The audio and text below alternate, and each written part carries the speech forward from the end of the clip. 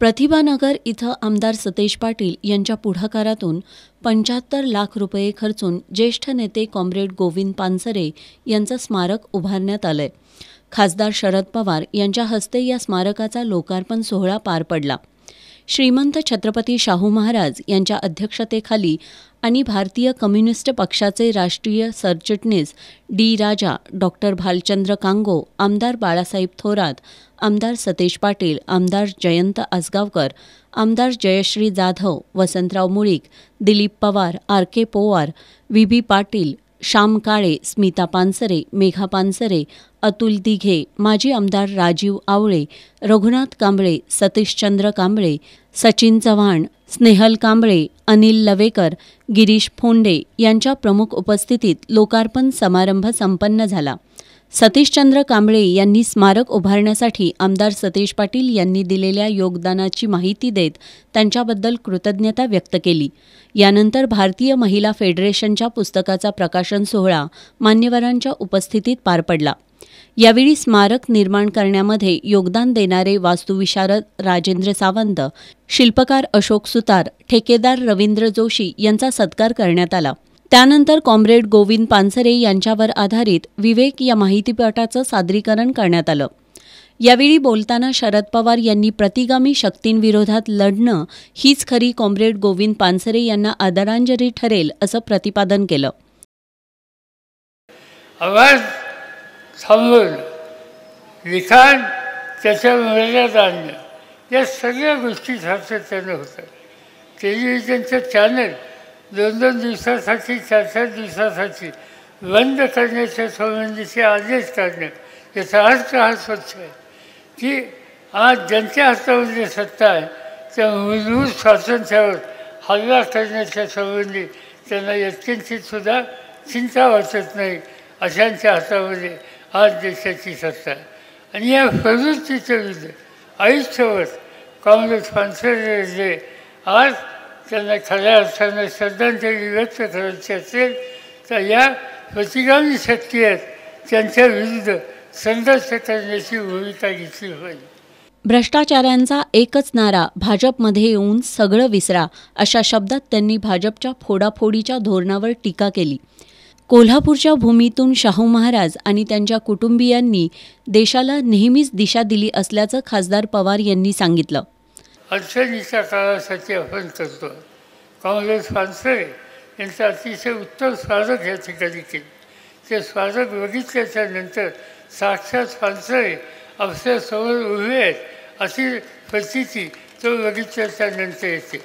आणि त्याच्याबरोबर असलेले खालचे सहकारी ज्यांच्यासाठी त्यांनी आयुष्य दिले, त्या आयुष्यामध्ये सहभागी झालेले त्यांचे जीवाभावाचे जे सहकारी होते, साथीदार होते, कष्टकरी होते, शेतकरी होते, शेतमजूर होते, कामगार होते, त्यांच्या प्रतिभा त्या ठिकाणी अतिशय चांगल्या रीतीने केलेल्या आहेत.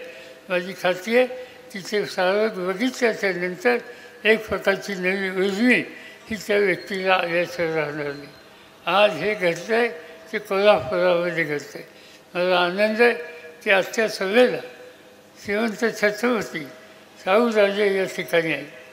आज शाहूराजे आणि त्यांच्या कुटुंबियांनी महाराष्ट्रालाच नव्हे तर देशाला नेहमीच एक दिशा दाखवली. देशालाच एक कर्तृत्वाच्या संबंधीचा आत्मविश्वास वाढवण्याच्यासाठी ऊर्जा दिली. आणि त्यामुळे आमची या ठिकाणी आल्याच्या नंतर आज मला एवढंच सांगायचं आहे आणि विशेषतः शाहूराजांना विनंती करायची आहे की शिवछत्रपती शाहूराजे असोत, ज्योतिबा फुले असोत, डॉक्टर बाबासाहेब आंबेडकर असोत, सावित्रीबाई फुले असोत, या सगळ्यांनी एक प्रकारचा प्रागतिक विचार हा समाजाच्या समोर ठेवला. आणि आज तशा प्रकारचा विचार ठेवण्याच्यासाठी कोल्हापूरात आल्याच्यानंतर शाहू महाराज जे या ठिकाणी उपस्थित आहेत यांच्यासारख्यांच्याकडून सर्वसामान्य माणसाच्या अपेक्षा या निश्चित आहेत की या सगळ्या कामाला तुम्हा सगळ्यांचे आशीर्वाद हे असले तर माझी खात्री आहे की हा कोल्हापूरचा संदेश, हा शाहू महाराजांचा संदेश महाराष्ट्राच्या कानाकोपऱ्यामध्ये पोचेल आणि एक पुरोगामी शक्ती उभी करण्याच्यासाठी आज ज्याची आवश्यकता आहे त्याची पूर्तता करण्याच्यासाठी सगळ्यात महत्त्वाचं केंद्र हे कोल्हापूर आहे आणि त्या कोल्हापूर आहे अशा प्रकारचा विचार तुमच्याकडून घडेल आणि ती अपेक्षा या ठिकाणून आपल्याकडून करतो. भारतीय कम्युनिस्ट पक्षाचे राष्ट्रीय सरचिटणीस डी राजा यांनी या स्मारकासाठी योगदान देणारी कोल्हापूरची जनता आणि आमदार सतेज पाटील यांचं अभिनंदन केलं. कॉम्रेड पानसरे देशातील मोठे कम्युनिस्ट नेते होते, ज्येष्ठ क्रांतिकारी नेते होते. जात वर्गाचा अंत करत सर्वांना समान संधी यासाठी त्यांनी आयुष्यभर प्रयत्न केले. उद्या कोल्हापूर ही कॉम्रेड पानसरेंची भूमी म्हणून अभिमानानं सांगितलं जाईल असा विश्वास त्यांनी यावेळी व्यक्त केला. देशाला भाजप आणि RSS पासून वाचवणं हीच त्यांच्यासाठी खरी आदरांजली ठरेल असंही त्यांनी सांगितलं. आमदार सतेज पाटील यांनी यावेळी बोलताना महाराष्ट्रात पुरोगामी विचार आणि समाजहिताचा विचार मांडणारे कॉम्रेड गोविंद पानसरे यांच्यासारखी व्यक्ती निघून जाणं हे दुर्दैवी असल्याचं सांगितलं. सध्या देश चुकीच्या दिशेनं जात आहे. देशात सध्या भेदभावाचं दूषित वातावरण असून हे हाणून पाडण्याची भूमिका घ्यावी लागेल असं आवाहन आमदार पाटील यांनी केलं. आणि म्हणून हे स्मारक फक्त पानसरे साहेबांचं नाही, हे विचाराचं स्मारक आहे. आमच्या पिढीला आणि पुढच्या पिढीला विचार करणारं हे स्मारक या ठिकाणी असणार आहे. फक्त पानसरे साहेबांची स्मृती आम्हाला जगवून चालणार नाही.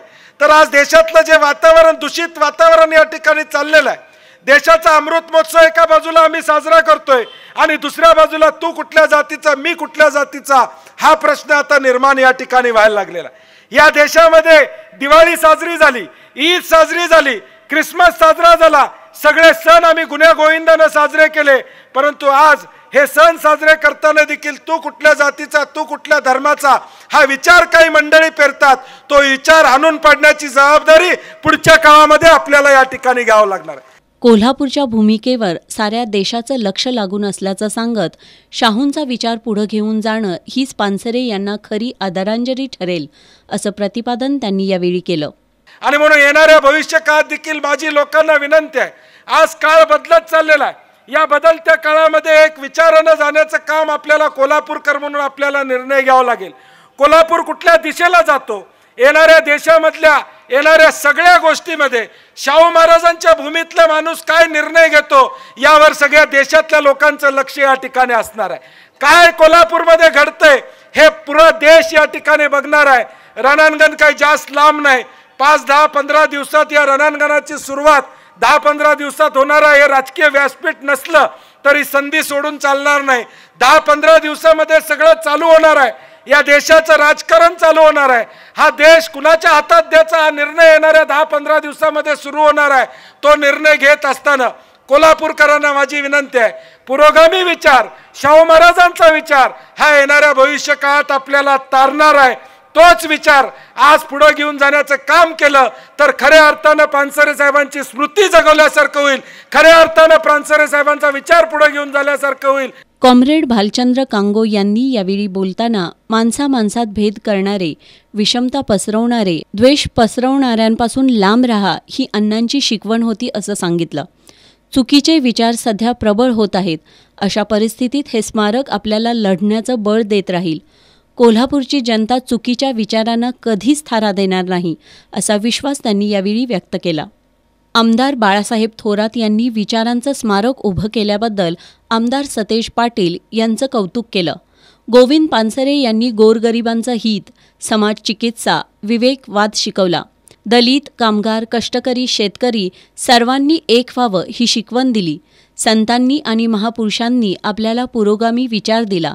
मात्र संघर्ष अजून संपलेला नाही. दाभोळकर, पानसरे यांच्या जाण्यामुळं ही पोकळी आणखी वाढली असल्यानं आता प्रत्येकाची जबाबदारी वाढली असल्याचं त्यांनी सांगितलं. श्रीमंत छत्रपती शाहू महाराज यांनी कॉम्रेड गोविंद पानसरे यांनी सर्वसामान्यांच्या लढ्यासाठी, गोरगरिबांसाठी संपूर्ण आयुष्य समर्पित केल्याचं सांगून त्यांच्यावरील हल्ल्याचे धागेदोरे अजून सापडत नाहीत याबद्दल खंत व्यक्त केली. काय बरोबर काय चूक त्याची निवड करणं आता तुमच्या हातात आहे असं सांगत चुकीच्या प्रवृत्तीविरोधात कोल्हापूरच विरोध करू शकतं असा विश्वासही त्यांनी व्यक्त केला. परिस्थिती भारतामध्ये किती गंभीर होत चाललेली आहे आणि त्याला तर तोंड द्यायचं असेल तर इथनं कोल्हापूरपासूनच आपल्याला तोंड द्यावं लागेल. कारण महाराष्ट्र हे तोंड देणार आहे आणि महाराष्ट्र याला तोंड देताना त्याची सुरुवात आणि त्याला खरं परत जर शेपूट जरी म्हणत असला तुम्ही महाराष्ट्राची कोल्हापूर महाराष्ट्राची, तरी प्रतिकार इथनं कोल्हापुरातनंच होऊ शकतो याच्याबद्दल दुमत नाही आहे आणि आपण यामध्ये शंकासुद्धा बाळगू नये. शिवसेना ठाकरे गटाचे विजय देवणे यांनी आपल्या राजकीय वाटचालीची सुरुवात डाव्या आघाडीतून झाल्याचं सांगत पानसरे अण्णांसोबतच्या जुन्या आठवणींना उजाळा दिला. सतेज पाटील हे शाहू फुले आंबेडकरांचा विचार खऱ्या अर्थानं पुढे घेऊन जाणारे नेते असून चांगलं काम तिथं सतेज पाटील हे समीकरण आता झालं, असे गौरवोद्गार त्यांनी काढले. या कार्यक्रमाला भारतीय कम्युनिस्ट पार्टीचे पदाधिकारी आणि इंडिया आघाडी आणि महाविकास आघाडीचे नेते, कार्यकर्ते आणि नागरिक मोठ्या संख्येनं उपस्थित होते.